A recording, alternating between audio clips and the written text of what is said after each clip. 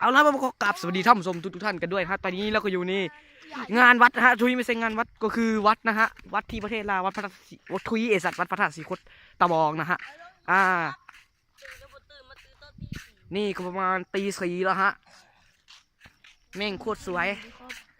วยมากเลยถ้าใครก็มาเที่ยวได้นะฮะที่เมืองท่าแขงคำมัวที่ประเทศลาวนะฮะ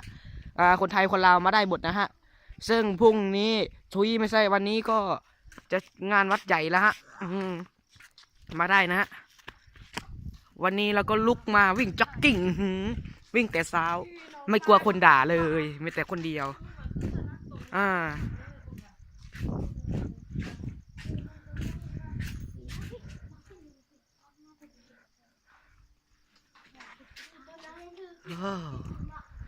สว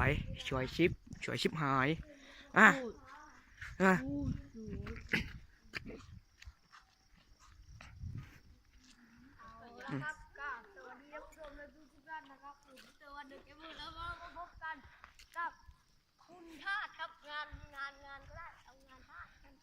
แล้วก็จบคลิปไปเพียงเท่านี้นะฮะแล้วใครที่ชอบก็อย่าลืมกดไลค์นะฮะกดไซค์กด Subscribe นะฮะแค่นี้ก็น้ำตามันจะไหลแล้วฮะก็บายนะฮะท่านผู้ชมก็อย่าลืมคอมเมนต์ผมเยอะๆด้วยล่ะบายนะฮะไม่ให้เห็นหน้าหรอก